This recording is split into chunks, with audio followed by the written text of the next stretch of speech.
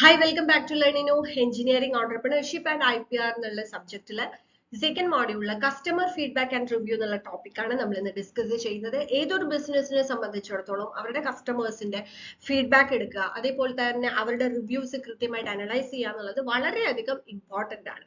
Okay, അപ്പൊ എത്ര നല്ല സർവീസ് ആണെങ്കിലും എത്ര പ്രൊഡക്റ്റ് ആണെങ്കിലും കസ്റ്റമേഴ്സ് അതിനെ എങ്ങനെ കാണുന്നു എന്നുള്ളതാണ് ഏറ്റവും ഇമ്പോർട്ടന്റ്. അപ്പൊ അതുകൊണ്ട് തന്നെ ഈ ടോപ്പിക്കും വളരെ ഇമ്പോർട്ടന്റ് ആണ്. സോ നമുക്ക് നോക്കാം. ഓക്കെ, സോ എന്താണ് ഈ കസ്റ്റമർ ഫീഡ്ബാക്ക് അല്ലെങ്കിൽ റിവ്യൂ എടുക്കുന്നതിന്റെ ഇമ്പോർട്ടൻസ് എന്തൊക്കെയാണെന്ന് നോക്കാം. ഫസ്റ്റ് തിങ് എന്ന് പറയുന്നത് നമ്മുടെ കസ്റ്റമറിന്റെ നീഡ് അല്ലെങ്കിൽ അവരുടെ എക്സ്പെക്ടേഷൻ എന്താണെന്നുള്ളത് മനസ്സിലാക്കുക. ഇപ്പൊ ഫീഡ്ബാക്ക് എന്ന് പറയുമ്പോൾ എന്താണ്, അതായത് നമുക്ക് ഡയറക്റ്റ് ആയിട്ട് കസ്റ്റമേഴ്സിൽ നിന്ന് അവരുടെ എക്സ്പീരിയൻസും അവരുടെ എക്സ്പെക്ടേഷൻസും ഒക്കെ അറിയാൻ പറ്റുന്നതാണ് കസ്റ്റമർ ഫീഡ്ബാക്ക് എന്ന് പറയുന്നത്. റിവ്യൂസ് എന്ന് പറയുമ്പോൾ അവര് നമ്മളുടെ പ്രൊഡക്റ്റിനെ സർവീസിനെ എങ്ങനെ അവർ തിങ്ക് ചെയ്യുന്നു, അവരുടെ ഒരു റിഫ്ലക്ഷൻ എന്താണ് എന്നുള്ളതാണ് നമ്മുടെ റിവ്യൂസിൽ വരുന്നത്. ഇപ്പൊ റിവ്യൂസ് എന്നൊക്കെ പറഞ്ഞാൽ നമുക്ക് എല്ലാവർക്കും അറിയാലോ. ഇപ്പൊ ഗൂഗിളിൽ നമ്മൾ ഒരു റിവ്യൂ ഇടും. ഫീഡ്ബാക്ക് പലപ്പോഴും നമ്മൾ ചിലപ്പോൾ ഡയറക്റ്റ് ആയിട്ട് ചോദിച്ചിട്ടൊക്കെ ആയിരിക്കും നമ്മൾ ഒരു പ്രൊഡക്റ്റ് സെൽ ചെയ്തു അല്ലെങ്കിൽ നമ്മൾ ഒരു സർവീസ് നമ്മൾ പ്രൊവൈഡ് ചെയ്ത് കഴിഞ്ഞാൽ ഓക്കെ ഒന്നൊരു റിവ്യൂ ഇടുമോ അല്ലെങ്കിൽ ഒന്ന് ഫീഡ്ബാക്ക് ഷെയർ ചെയ്യുമോ എന്നുള്ളത് എല്ലാ ബിസിനസ്സിലും നമ്മളിപ്പോ ചിലപ്പോൾ സെയിൽസ് പേഴ്സൺ ആയിരിക്കും, അല്ലെങ്കിൽ അതിന് വേണ്ടി ഫീഡ്ബാക്ക് അല്ലെങ്കിൽ റിവ്യൂ എടുക്കാൻ വേണ്ടി തന്നെ ഓരോ ഫേമിലും ആളുകൾ ഉണ്ടാവും. അപ്പോൾ അത് കൃത്യമായിട്ട് ആ ഒരു പോസിറ്റീവ് റിവ്യൂ ആണെങ്കിലും നെഗറ്റീവ് റിവ്യൂ ആണെന്നുണ്ടെങ്കിലും അതിനനുസരിച്ചിട്ട് ആക്ഷൻസ് എടുക്കുക, സ്ട്രാറ്റജീസ് ചേഞ്ച് ചെയ്യുക എന്നുള്ളത് ഏതൊരു ബിസിനസിനെ സംബന്ധിച്ചിടത്തോളം വളരെ ഇമ്പോർട്ടന്റ് ആണ്. ഇനി second point, improving products and service. ഇപ്പൊ നമുക്ക് ഏതെങ്കിലും നമ്മുടെ ഒരു പ്രൊഡക്റ്റിലോ സർവീസിലോ കണ്ടിന്യൂസ് ആയിട്ട് നമുക്ക് അതില് ഒരു നെഗറ്റീവ് റിവ്യൂ വന്നുകൊണ്ടിരിക്കുകയാണെങ്കിൽ അതിന് ഒരു മോഡിഫിക്കേഷൻ വരണം എന്ന് ഫീഡ്ബാക്ക് കിട്ടിക്കഴിഞ്ഞാൽ ഒബ്വിയസ്ലി നമ്മൾ അത് ചെയ്യണം. ഓക്കെ, പിന്നെ ഈ റിവ്യൂല് വേറൊരു കാര്യമുണ്ട്. ഇന്റൻഷനലി ചിലവര് ഇപ്പൊ കോമ്പറ്റീറ്റേഴ്സിന്റെ ഇടയിലൊക്കെ നമ്മൾ കാണുന്നതാണ്. ഇപ്പൊ ഗൂഗിൾ റിവ്യൂസ് ഇന്റൻഷനലി നമ്മൾ നെഗറ്റീവ് റിവ്യൂസ് കമന്റ്സ് ഇടുന്നവരുണ്ട്. അതൊക്കെ നമ്മൾ ഇഗ്നോർ ചെയ്യാന്നുള്ളതേ ഉള്ളൂ. നമുക്ക് എന്താ അറിയേണ്ടതെന്ന് വെച്ച് കഴിഞ്ഞാൽ ഈ റിവ്യൂ ഇടുന്നവര് അല്ലെങ്കിൽ ഈ ഫീഡ്ബാക്ക് തരുന്നത് അത് ഏത് പ്ലാറ്റ്ഫോമോ ആയിക്കോട്ടെ, അവര് നമ്മുടെ കസ്റ്റമേഴ്സ് ആണെന്നുള്ളതും ജെന്യൂൻ കസ്റ്റമേഴ്സ് ആണെന്നുള്ളതും ആ കസ്റ്റമേഴ്സിനെ നമ്മൾ ഐഡന്റിഫൈ ചെയ്ത് അവർ നമ്മുടെ പ്രൊഡക്റ്റ് പർച്ചേസ് ചെയ്യുകയോ അല്ലെങ്കിൽ നമ്മുടെ സർവീസ് അവരെ എടുക്കുകയോ ചെയ്തിട്ടുണ്ട് എന്നുള്ളത് നമ്മൾ ഫസ്റ്റ് ഉറപ്പ് വരുത്തുക. അങ്ങനെ ഉറപ്പ് വരുത്തിയതിനു ശേഷം അവർ പറയുന്ന കാര്യം ശരിയാണെന്നുണ്ടെങ്കിൽ നമുക്ക് അതിനനുസരിച്ച് ആക്ഷൻ എടുക്കാം. ഇപ്പൊ ചിലര് പല ഇന്റൻഷനലും ഇത് നമുക്ക് ശരിക്കും പറഞ്ഞു കഴിഞ്ഞാൽ ഈ റിവ്യൂസും ഫീഡ്ബാക്കും ഒക്കെ ഒരു ഫേമിനെ അല്ലെങ്കിൽ ബിസിനസിനെ സംബന്ധിച്ച് പോസിറ്റീവായിട്ടും നെഗറ്റീവ് ആയിട്ടും വരും. പക്ഷെ അതിൽ നമ്മൾ ചെയ്യുന്ന കാര്യം കറക്റ്റ് ആണെന്നുണ്ടെങ്കിൽ ഈ പറഞ്ഞ പോലെ നമുക്ക് നെഗറ്റീവ് റിവ്യൂസ് വന്നാലും അത് നമുക്ക് മോഡിഫൈ ചെയ്തിട്ട് അതിന് എന്താണോ നമുക്ക് ചെയ്യാനുള്ളത് ആ കാര്യങ്ങൾ ചെയ്താൽ മതി. ഓക്കെ, ഇനി അടുത്ത building customer loyalty and trust. ഈ നമുക്കൊരു ലോയൽറ്റി അല്ലെങ്കിൽ ഒരു ട്രസ്റ്റ് ബിൽഡ് ചെയ്യുക എന്നുള്ളത് വളരെ ഇമ്പോർട്ടന്റ് ആണ്. ഓക്കെ, അതായത് പൊട്ടൻഷ്യൽ കസ്റ്റമേഴ്സിനെ നമ്മൾ ഇൻഫ്ലുവൻസ് ചെയ്യുക. കാരണം എന്താ വെച്ച് കഴിഞ്ഞാൽ നമുക്ക് ഒരു നല്ലൊരു റെപ്യൂട്ടഡ് ആയിട്ടുള്ള ഒരു ഫേം ആണെന്നുണ്ടെങ്കിൽ ആ ഒരു ട്രസ്റ്റ്, കസ്റ്റമേഴ്സിനുള്ള ട്രസ്റ്റ് ആണ് ചിലപ്പോൾ അവര് സർവീസ് എടുക്കൽ കഴിഞ്ഞാലും നെക്സ്റ്റ് ഒരാളിലേക്ക് അവര് സജസ്റ്റ് ചെയ്ത് നമുക്ക് പോകണം എന്നുണ്ടെങ്കിൽ, ഇപ്പൊ ഓവറോൾ ആയിട്ട് പറയണല്ലോ ഈ ഒരു പ്രോഡക്റ്റ് നമ്മൾ ഒരിക്കലും നല്ലതല്ല എന്നൊരു 10 ആള് പറഞ്ഞാൽ മതി. പ്രൊഡക്റ്റ് നല്ലതാണെങ്കിലും മാർക്കറ്റിൽ അല്ലെങ്കിൽ അടുത്തൊരാൾക്ക് എന്താണ് അയ്യോ അത് എടുക്കുമ്പോൾ അവർക്ക് ഉള്ളിൽ ഒരു പേടി ഉണ്ടാവും. അപ്പൊ ആ ഒരു ട്രസ്റ്റ് ബിൽഡ് ചെയ്യുക എന്നുള്ളത് വളരെയധികം ഇമ്പോർട്ടന്റ് ആണ്. പിന്നെ ഒരു കോമ്പറ്റേറ്റീവ് അഡ്വാൻറ്റേജും കൂടിയാണ് ഈ പറഞ്ഞ ഫീഡ്ബാക്കും റിവ്യൂസും. അത് എങ്ങനെയാ വരണേന്ന് വെച്ച് കഴിഞ്ഞാല് ഇപ്പം ഗൂഗിൾ റിവ്യൂസ് ആയിക്കോട്ടെ, ഇപ്പൊ നമ്മൾ ഒരു ഓൺലൈൻ ആയിട്ടുള്ള ഒരു ആപ്പ് നമുക്കുണ്ടെങ്കിൽ ആപ്പിലെ റിവ്യൂസും അതിന്റെ റേറ്റിംഗും ഒക്കെ ഉണ്ട് അല്ലെ. അതേപോലെ തന്നെ ഗൂഗിൾ റിവ്യൂസിൽ, ഗൂഗിൾ മൈ ബിസിനസ്സിൽ ഗൂഗിൾ റിവ്യൂവിൽ നമ്മൾ പോയി കഴിഞ്ഞാൽ നമ്മളിപ്പോ എന്തെങ്കിലും ഒരു കാര്യം സെർച്ച് ചെയ്യുമ്പോൾ നമ്മൾ ഒബ്വിയസ്ലി ഒന്നും വേണ്ട, നമ്മൾ എവിടെയെങ്കിലും ഒരു ഹോട്ടൽ ബുക്ക് ചെയ്യാൻ നോക്കി കഴിഞ്ഞാൽ തന്നെ നമ്മൾ എന്താണ് ഫസ്റ്റ് റേറ്റിംഗ് ആണ് നോക്കുക, അവിടുത്തെ ഫീച്ചേഴ്സും കാര്യങ്ങളും ഒക്കെ നമ്മൾ നോക്കും. അതേപോലെ അവിടുത്തെ കസ്റ്റമേഴ്സ് ഇട്ടിട്ടുള്ള ഫീഡ്ബാക്ക് നോക്കും. അപ്പൊ കുറേ അധികം നെഗറ്റീവ് ഫീഡ്ബാക്ക് ഉള്ളതാണെങ്കിൽ നമ്മൾ പോയി നമ്മൾ സജസ്റ്റ് ചെയ്ത് പോവോ? ഇല്ല. അതേപോലെ തന്നെയാണ് എല്ലാ സർവീസിലും. അപ്പൊ ഈ പറഞ്ഞ റിവ്യൂസ്, കസ്റ്റമേഴ്സിന്റെ റിവ്യൂസ് അല്ലെങ്കിൽ ഫീഡ്ബാക്ക് എന്ന് പറഞ്ഞാൽ അത്രയും ഇമ്പോർട്ടന്റ് ആണ്. നമ്മൾ എത്ര നല്ല രീതിയിൽ നമ്മൾ സർവീസ് ചെയ്താലും പ്രൊഡക്റ്റ് ചെയ്താലും കസ്റ്റമേഴ്സ് എന്ത് പറയുന്നു എന്നുള്ളത് അതിനെ നമ്മൾ അത്രയും അധികം വാല്യൂ ചെയ്യേണ്ടത് തന്നെയുണ്ട്. അതുകൊണ്ട് തന്നെയാണ് അത് അത്രയും ഇമ്പോർട്ടന്റ് ആവുന്നത്. ഇനി എന്തൊക്കെ ടൈപ്പിലാണ് നമുക്ക് കസ്റ്റമർ ഫീഡ്ബാക്ക് ഉള്ളത്? അത് നമുക്ക് ഡയറക്റ്റ് ആയിട്ടുള്ള ഫീഡ്ബാക്സും ഉണ്ട്, ഇൻഡയറക്റ്റ് ആയിട്ടുള്ള ഫീഡ്ബാക്സും ഉണ്ട്. അപ്പൊ ഡയറക്റ്റ് ഫീഡ്ബാക്ക് എന്ന് പറഞ്ഞു കഴിഞ്ഞാൽ നമ്മൾ എന്തെങ്കിലും ഒരു സർവേ നടത്തി അല്ലെങ്കിൽ ഇന്റർവ്യൂ നടത്തി അല്ലെങ്കിൽ കാഷ്വൽ ആയിട്ടുള്ള കൺവേഴ്സേഷൻസ് നടത്തിയിട്ട് നമ്മൾ നമ്മുടെ കസ്റ്റമേഴ്സിന് ഇപ്പൊ വലിയ വലിയ പ്രൊഡക്ട്സ് ഒക്കെ നമ്മൾ കൊടുക്കുന്നവർ നമ്മൾ കണ്ടിട്ടുണ്ട്. ഡയറക്റ്റ് ആയിട്ട് തന്നെ കസ്റ്റമേഴ്സിന്റെ അടുത്ത് ചെന്നിട്ട് അവരുടെ ഫീഡ്ബാക്ക് എന്താണെന്ന് ചോദിക്കുന്നുണ്ട്.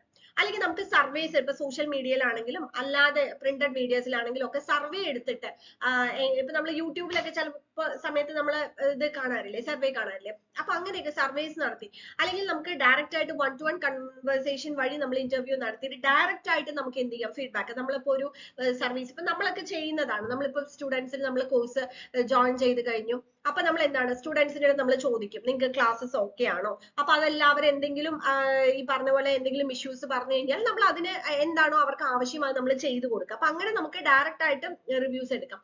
പിന്നെ ഫോക്കസ് ഗ്രൂപ്പ്, ചെറിയ ചെറിയ ഗ്രൂപ്പ് നമ്മൾ കസ്റ്റമേഴ്സിനെ ഫോം ചെയ്തിട്ട് അവരെ നമ്മൾ ഇൻവൈറ്റ് ചെയ്തിട്ട് ഡിസ്കഷൻസ്, അവരുടെ എക്സ്പീരിയൻസ് ഷെയർ ചെയ്യാൻ പറയാം, ആ രീതിയിൽ. പിന്നെ കസ്റ്റമർ സപ്പോർട്ട് ഇന്ററാക്ഷൻസ്, ഫീഡ്ബാക്സ് നമുക്ക് ഗ്യാദർ ചെയ്യാനായിട്ട്. ഇപ്പൊ പൊതുവെ സെയിൽസ് ടീം ഒക്കെ ആണെങ്കിൽ അവർക്ക് അവർ സെയിൽസ് ചെയ്തിട്ടുള്ള കസ്റ്റമേഴ്സിനെ അവർക്ക് ഡയറക്റ്റ് ആയിട്ട് അവരുടെ നിന്ന് അവർക്ക് ഫീഡ്ബാക്ക് എടുക്കാൻ പറ്റും. അപ്പൊ അതൊക്കെയാണ് നമ്മൾ ഡയറക്റ്റ് ഫീഡ്ബാക്ക് എന്ന് പറയുന്നത്. ഇനി ഇൻഡയറക്റ്റ് ഫീഡ്ബാക്ക് എന്ന് പറഞ്ഞു കഴിഞ്ഞാൽ നമ്മുടെ സോഷ്യൽ മീഡിയ റിവ്യൂസ്, ഓൺലൈൻ പ്ലാറ്റ്ഫോംസിലൊക്കെ വരുന്നതാണ്. ഇപ്പൊ ഓൺലൈൻ റിവ്യൂസ് പറഞ്ഞാൽ നമുക്കറിയാം ഗൂഗിൾ, ആമസോൺ, അപ്പോൾ കുറെ അധികം ഈ ഇതിൽ നമുക്ക് ഓൺലൈൻ മീഡിയസിൽ വഴി നമുക്ക് റിവ്യൂസ്. ഇപ്പൊ ഗൂഗിൾ റിവ്യൂ എന്നൊക്കെ പറയുന്നത് പലപ്പോഴും ചിലപ്പോൾ നമ്മൾ ഡയറക്റ്റ് ആയിട്ട് ചോദിച്ചിട്ടായിരിക്കില്ല പലരും ഈ ഗൂഗിൾ റിവ്യൂ ഒക്കെ ഇടുന്നത്. അപ്പൊ ഗൂഗിൾ റിവ്യൂവിന്റെ കാര്യത്തിലാണ് ഞാൻ നേരത്തെ പറഞ്ഞത്, ഗൂഗിൾ റിവ്യൂവിൽ ചിലപ്പോൾ ഇന്റൻഷനലി നമ്മളെ ഈ പറഞ്ഞതുപോലെ നമുക്കൊരു നെഗറ്റീവ് ഇത് ഇമ്പാക്ട് കൊടുക്കാൻ വേണ്ടിയിട്ട് റിവ്യൂ ഇടുന്നവരുണ്ട്. അപ്പൊ അവര് നമ്മൾ എന്ത് ചെയ്യണം, കമ്പനി എന്താ ചെയ്യേണ്ടത്, അല്ലെങ്കിൽ ഒരു ബിസിനസ് ഓണർ എന്താ ചെയ്യേണ്ടതെന്നുണ്ടെങ്കിൽ അങ്ങനെ നെഗറ്റീവ് റിവ്യൂ ഇടുന്നവര് കൃത്യമായിട്ട് നമ്മുടെ ഏത് പ്രൊഡക്റ്റ് ആണ് അല്ലെങ്കിൽ ഏത് സർവീസ് ആണ് അവർ എടുത്തിട്ടുള്ളത് എന്നുള്ളത് ഐഡന്റിഫൈ ചെയ്തത് അത് ജെന്യൂൻ ആയിട്ടുള്ള കാര്യമാണെന്നുണ്ടെങ്കിൽ അതിനനുസരിച്ച് ആക്ഷൻ എടുക്കാം. അല്ലാന്നുണ്ടെങ്കിൽ നമുക്ക് അല്ലാതെ നമ്മൾ ഇന്റൻഷനലി ചെയ്യുന്ന അതിനനുസരിച്ച് അതിനും നമുക്ക് ആക്ഷൻ എടുക്കാനുള്ള ഓപ്ഷൻസ് ഒക്കെ ഉണ്ട്. അപ്പൊ നമുക്ക് അതില് കൃത്യമായിട്ട് നമുക്ക് അതിന് റിപ്ലൈ കൊടുക്കാനുള്ള ഒരു ഇതുണ്ട്. പിന്നെ സോഷ്യൽ മീഡിയ മെൻഷൻസ്, ഇപ്പൊ നമ്മൾ ട്വിറ്റർ, ഫേസ്ബുക്ക്, ഇൻസ്റ്റാഗ്രാം ഇത് വഴിയൊക്കെ നമുക്ക് എന്ത് ചെയ്യാൻ പറ്റും, അതിലും ഈ പറഞ്ഞ പോലെ ഫീഡ്ബാക്സ്. ഇപ്പൊ യൂട്യൂബിലാണെന്നുണ്ടെങ്കിലും നമുക്ക് നമ്മുടെ ഒരു വീഡിയോയുടെ താഴെ നമ്മുടെ ചിലപ്പോൾ ആ വീഡിയോനെ കുറിച്ച് ആ ക്ലാസ്സിനെ കുറിച്ചായിരിക്കാം, അല്ലെങ്കിൽ നമ്മുടെ വേറെ ഏതെങ്കിലും സർവീസിനെ കുറിച്ചും പ്രൊഡക്ട്സിനെ കുറിച്ചും ഒക്കെ നല്ല നല്ല കമന്റ്സും റിപ്ലൈസും ഒക്കെ തരുന്നതും ഒരു തരത്തിൽ എന്താണ് നമുക്കുള്ള ഫീഡ്ബാക്സ് ആണ്. പിന്നെ ഓൺലൈൻ കമ്മ്യൂണിറ്റി ഫോറംസ്, ഓൺലൈനിൽ നമുക്ക് പല രീതിയിലും ഈ പറഞ്ഞ പോലെ തന്നെ റിവ്യൂസ് എടുക്കാം. അപ്പൊ ഇന്ന് ഓൺലൈനായിട്ടാണ് കൂടുതൽ വരുന്നത് കൊണ്ട് തന്നെ ഓൺലൈൻ ഈ പറഞ്ഞ പോലെ. പിന്നെ ഇപ്പൊ വാട്സാപ്പിലാണെങ്കിലും വാട്സാപ്പിൽ നമുക്ക് റിവ്യൂസ് വരും. ആപ്പ് നമ്മളെ സംബന്ധിച്ചിടത്തോളം ഇപ്പൊ ലെഡിനോയുടെ ഇത് പറയുകയാണെന്നുണ്ടെങ്കിൽ നമുക്ക് ആപ്പിൽ റിവ്യൂസ് ഉണ്ട്, അതേപോലെ തന്നെ വാട്സാപ്പിൽ നമുക്ക് സ്റ്റുഡൻസ് ഫീഡ്ബാക്ക് തരുന്നുണ്ട്, ഗൂഗിൾ റിവ്യൂല്, ഗൂഗിൾ മൈ ബിസിനസ്, ഗൂഗിൾ റിവ്യൂല് നമുക്ക് റിവ്യൂ കിട്ടുന്നുണ്ട്. അപ്പൊ ഇതൊക്കെ നമുക്ക് സെപ്പറേറ്റ് ആയിട്ട് മാനേജ് ചെയ്യാൻ തന്നെ നമ്മൾ അതിനൊരു ടീം തന്നെ ഉണ്ട്. അപ്പൊ നമ്മളത് കൃത്യമായിട്ട് ചെയ്യുന്നുണ്ട്. ഓക്കെ, നെക്സ്റ്റ് ഈ കസ്റ്റമർ ഫീഡ്ബാക്കും റിവ്യൂവിനും എങ്ങനെ റെസ്പോണ്ട് ചെയ്യുന്നു എന്നുള്ളതും ഇമ്പോർട്ടന്റ് ആണ്. ഇപ്പൊ നമ്മൾ ജസ്റ്റ് നമുക്ക് റിവ്യൂസ് വന്നു മിണ്ടാതിരിക്കുക എന്നുള്ളതല്ല, പോസിറ്റീവ് ഫീഡ്ബാക്സിനും നെഗറ്റീവ് ഫീഡ്ബാക്സിനെയും കൃത്യമായിട്ട് നമ്മൾ അഡ്രസ് ചെയ്യണം. ഇപ്പോൾ നെഗറ്റീവ് ഫീഡ്ബാക്ക് ആണെന്നുണ്ടെങ്കിൽ ഫസ്റ്റ് ചെയ്യേണ്ടത് ഏതാണ്, ഏതൊരു ബിസിനസ് ആണെങ്കിലും സ്റ്റാർട്ടപ്പ് ആണെങ്കിലും what ever it may be first ചെയ്യേണ്ടത് എന്താണ്, അതായത് അക്നോളജ് ചെയ്യുക എന്നുള്ളതാണ്. ഓക്കെ, ഇപ്പൊ നെഗറ്റീവ് ഫീഡ്ബാക്ക് വന്നു എന്ന് പറഞ്ഞിട്ട് നമ്മൾ എന്താണ് ആ ഒരു പ്രോബ്ലം നമ്മൾ ഫേസ് ചെയ്യാതിരിക്കാൻ പറ്റില്ല, അവർ നെഗറ്റീവ് പറഞ്ഞു റിപ്ലൈ കൊടുക്കേണ്ട, അങ്ങനെയല്ല. ഫസ്റ്റ് നമ്മൾ അത് അക്നോളജ് ചെയ്യുക, അതിന്റെ റെസ്പോൺസിബിലിറ്റി, അത് ഞാൻ പറയാം ജെന്യൂൻ ആയിട്ടുള്ള കാര്യമാണെങ്കിൽ അത് റെസ്പോൺസിബിലിറ്റി. ഇപ്പൊ ചിലപ്പോൾ നമ്മുടെ ക്വാളിറ്റി ഇഷ്യൂ ആയിരിക്കും, ചിലപ്പോൾ നമ്മൾ കറക്റ്റ് സമയത്ത് ഡെലിവറി ചെയ്യാത്ത എന്തെങ്കിലും ഇഷ്യൂ ആയിരിക്കും. അപ്പൊ അങ്ങനെ എന്തെങ്കിലും നമ്മുടെ ഇഗ്നോറൻസ് വഴി സംഭവിക്കുന്നതായിരിക്കും, ചിലപ്പോൾ നമുക്ക് എന്തെങ്കിലും എറർ സംഭവിച്ചതായിരിക്കും. അപ്പൊ അതിന്റെ റെസ്പോൺസിബിലിറ്റി അത് എടുക്കുക എന്നുള്ളതാണ്.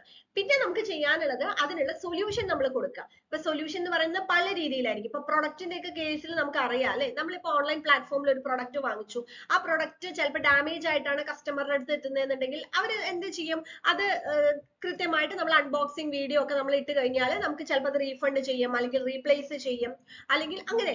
ഇനിയിപ്പോ ഒരു സർവീസ് ആണെന്നുണ്ടെങ്കിൽ നമ്മുടെ ഭാഗത്തുനിന്ന് ഒരു മിസ്റ്റേക്ക് പറ്റിയിട്ടുണ്ടെന്നുണ്ടെങ്കിൽ എന്താണോ പോസിബിൾ വേ ആ രീതിയിൽ നമുക്ക് അവർക്ക് ഒരു സൊല്യൂഷൻ കൊടുക്കാം. അപ്പോ ഒരു നെഗറ്റീവ് റിവ്യൂ വന്നു കഴിഞ്ഞാൽ ഫസ്റ്റ് നമ്മൾ എന്താ ചെയ്യേണ്ടത്, അവരുടെ എക്സ്പീരിയൻസ് ഷെയർ ചെയ്തതിന് ഒരു താങ്ക്സ് പറയുക, അതിനുശേഷം നമ്മുടെ ഭാഗത്തു നിന്നുള്ള തെറ്റാണെങ്കിൽ അത് അപ്പോളജൈസ് ചെയ്യുക. അവർക്ക് ഏത് രീതിയിലാണോ അവർക്ക് നമുക്ക് സപ്പോർട്ട് ചെയ്യാനനുസരിച്ച് നമുക്ക് മെയിൽ അയക്കുകയോ അല്ലെങ്കിൽ what ever it may be അത് അഡ്രസ് ചെയ്യുക എന്നുള്ളത് വളരെ ഇമ്പോർട്ടന്റ് ആണ്. ഇനി പോസിറ്റീവ് ഫീഡ്ബാക്ക് പല ബിസിനസ്സുകാരും ചെയ്യാത്ത ഒരു കാര്യമാണ്. പോസിറ്റീവ് ഫീഡ്ബാക്ക് വന്നു കഴിഞ്ഞാൽ അത് എൻഗേജ് ചെയ്യാതിരിക്കുക, അത് ഒരിക്കലും ചെയ്യരുത്. നമ്മളിപ്പോ നമ്മുടെ പ്രൊഡക്റ്റിനോ സർവീസിനോ ഒരാള് പലപ്പോഴും ഈ ഫീഡ്ബാക്ക് എന്നൊക്കെ പറയുന്നത് എന്താ പറയാ, നല്ലതാണെങ്കിൽ പലരും പറയില്ല, പക്ഷെ എന്തെങ്കിലും ഒരു മോശം കാര്യമാണെങ്കിൽ നെഗറ്റീവ് ഫീഡ്ബാക്ക് പെട്ടെന്ന് അവർ പറയും, ചോദിക്കാണ്ട് തന്നെ പറയും. പോസിറ്റീവ് ഫീഡ്ബാക്ക് ചിലപ്പോൾ നമ്മൾ റിവ്യൂ ഇടൂ അല്ലെങ്കിൽ ഫീഡ്ബാക്ക് തരൂ എന്നൊക്കെ പറഞ്ഞാലേ പറയുള്ളൂ. അപ്പൊ ഈ പോസിറ്റീവ് ഫീഡ്ബാക്സ് തരുമ്പോൾ അതിൽ ഗ്രാറ്റിറ്റ്യൂഡ് എക്സ്പ്രസ് ചെയ്യുക എന്നുള്ളത് വളരെ ഇമ്പോർട്ടന്റ് ആണ്. അല്ലാതെ അവര് പോസിറ്റീവ് പറഞ്ഞു ഇനി നമ്മളൊന്നും ചെയ്യേണ്ട, അറ്റ്ലീസ്റ്റ് ഒരു ലൈക്ക് എങ്കിലും കൊടുക്കുക, ഒരു തംസ് അപ്പ് കൊടുക്കുക. അതല്ലെങ്കിൽ ഓക്കെ താങ്ക്സ് ഫോർ ഷെയറിങ്, അല്ലെങ്കിൽ thanks for giving the such a wonderful comment എന്നോ, അല്ലെങ്കിൽ thank you so much for wonderful feedback എന്നോ, അല്ലെങ്കിൽ we are thrilled to hear this from you, അങ്ങനെ എന്തെങ്കിലും ഒരു ചെറിയ സെന്റൻസോ ലൈനോ നമ്മുടെ ആ ഗ്രാറ്റിറ്റ്യൂഡ് എക്സ്പ്രസ് ചെയ്യുക എന്നുള്ളത് വളരെ ഇമ്പോർട്ടന്റ് ആണ്. പിന്നെ നമുക്ക് ചെയ്യാൻ പറ്റുന്നത് അങ്ങനെ നമുക്ക് കിട്ടുന്ന പോസിറ്റീവ് ഫീഡ്ബാക്കുകളെ ഒക്കെ നമുക്ക് നമ്മുടെ വെബ്സൈറ്റിലോ സോഷ്യൽ മീഡിയയിലോ മാർക്കറ്റിംഗ് മെറ്റീരിയലിലോ ഒക്കെ നമുക്ക് ഇത് ആഡ് ഓൺ ചെയ്യാം.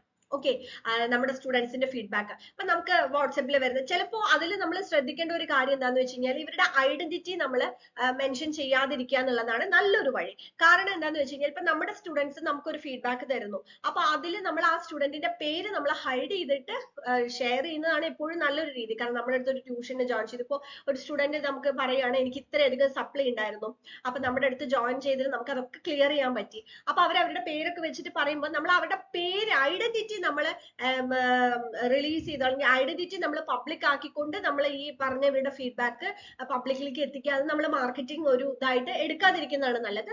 ആ ഒരു ഐഡന്റിറ്റി നമുക്ക് ഹൈഡ് ചെയ്തുകൊണ്ട് തന്നെ ആ കാര്യങ്ങൾ ചെയ്യാം. അപ്പൊ അങ്ങനെയുള്ള കുറെ കാര്യങ്ങൾ നമ്മുടെ പോസിറ്റീവ് ഫീഡ്ബാക്കിനെ ഫസ്റ്റ് ഗ്രാറ്റിറ്റ്യൂഡ് എക്സ്പ്രസ് ചെയ്യുക, പിന്നീട് അത് നമ്മുടെ നമുക്കൊരു ടെസ്റ്റിമോണിയൽ ആയിട്ട് യൂസ് ചെയ്ത് നമുക്കും അതൊരു അഡ്വാൻറ്റേജ് ആണ്, നമ്മുടെ ടീമിനും അത് അഡ്വാൻറ്റേജ് ആണ്. പലപ്പോഴും നമ്മളൊക്കെ ഫീഡ്ബാക്ക് ചോദിക്കുന്ന സമയത്ത് നമ്മൾ പറയുന്ന ഒരു മെയിൻ ആയിട്ടുള്ള ഒരു കാര്യം എന്താണെന്ന് വെച്ച് കഴിഞ്ഞാൽ നിങ്ങൾക്ക് അത് യൂസ്ഫുൾ ആയെങ്കിൽ നിങ്ങൾ നല്ലൊരു പോസിറ്റീവ് ഫീഡ്ബാക്ക് തന്നാൽ അത് നമ്മുടെ ടീമിനും അത് വളരെയധികം എൻകറേജ്മെന്റ് ആണ്. സി, ഇതൊരു ഗിവ് ആൻഡ് ടേക്ക് മെത്തേഡ് ആണ്. ഇപ്പൊ യൂട്യൂബിൽ ഒരു ക്ലാസ് ഞാൻ ഇടുന്നു, ഇപ്പൊ ഈ ഒരു ക്ലാസ് ഞാൻ യൂട്യൂബിൽ ഇടുന്നു, ഈ ക്ലാസ് നന്നായിട്ടുണ്ട് എന്ന് ഉള്ള ഒരു കമന്റ് നമുക്ക് കിട്ടിക്കഴിഞ്ഞാൽ നമ്മൾ എടുക്കുന്ന എഫേർട്ടിന് അത് എന്താ പറയാ നമുക്ക് നെക്സ്റ്റ് ടൈം ചെയ്യാനുള്ള ഒരു നല്ലൊരു എൻകറേജ്മെന്റ് ആണ്.